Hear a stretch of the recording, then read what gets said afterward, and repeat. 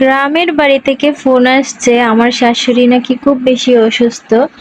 তাই আমি আর আমার হাজবেন্ড আর এই যে পিচ্চিগুলাকে নিয়ে আমরা চলে যাচ্ছি গ্রামের বাড়িতে, মানে আমার শ্বশুর বাড়িতে। হ্যালো এভরিওয়ান, আসসালামু আলাইকুম। আপনারা সবাই কেমন আছেন? আশা করি ভালো আছেন। চলে আসলাম নতুন একটা ব্লগ ভিডিও নিয়ে।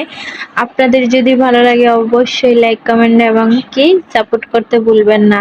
এতে চলে গেলাম মিষ্টি কেনার জন্য। এখান থেকে কিছু মিষ্টি নিয়ে নিলাম, আর এই যে দুটা বুড়ি দাঁড়াইয়া রইছে আর ও এখান থেকে টাকা দিতেছে। তারপরে আমরা শাসন গাছে চলে গেলাম, এখান থেকে বাসে উঠে গেলাম। বাসে ওঠার পরে আমরা এখানে বসে দুষ্টামি করতেছে, আমার সাথে বলতেছে বাবা আমাকে ভিডিওতে নাও, আমি একটু ভিডিওতে দেখো আমার দেখা যায় কিনা। তো আমি বলতেছি হ্যাঁ দেখা যাচ্ছে। আর এই যে ছোট্ট বাবুটা কি কিউট, মাশাল্লাহ, সবাই মাশাল্লাহ বলবেন। ওকে আমি যেন ওর চোখে কি লাগছিল আমি এটা পরিষ্কার করে দিতেছিলাম আর এটা ভিডিও করে নিছে। আর বলতেছে বাবা রাস্তাটা অনেক সুন্দর, আর এখানে এত রোদ যা বলার বাহিরে, গরমটা অনেক বেশি। আপনারা সবাই বেশি বেশি পানি খাবেন, বেশি বেশি লেবু শরবত খাবেন। আর এই তো রাস্তার বাতাসটা এত ভালো লাগে, এত ভালো লাগে যা বলার বাহিরে।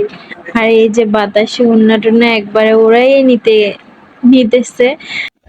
আর এই তো ক্যান্টনমেন্টে চলে আসছি আমরা। ক্যান্টনমেন্ট থেকে গাড়িটা ব্যাক করতেছে, মানে ওই দিক থেকে ঘুরেই আসতে হয়।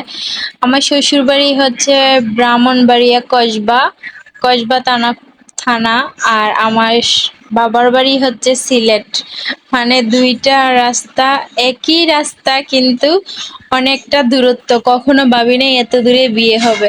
আর এই তো মানে গাড়িতে আচার, টক জাতীয় জিনিস খাইতে আমার অনেক ভালো লাগে, কিন্তু আমার টক পছন্দ না। আপনাদের ভাইয়ার টক অনেক বেশি পছন্দ, অনেক বেশি টক পছন্দ করে।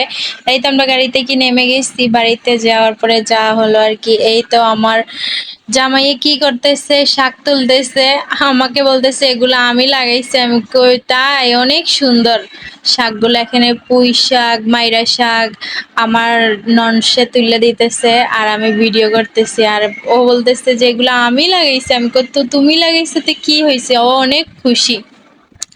আসলে গ্রামে থাকলে মানে নিজের হাতে চাষ করা জিনিস খেতে অনেক ভালো লাগে।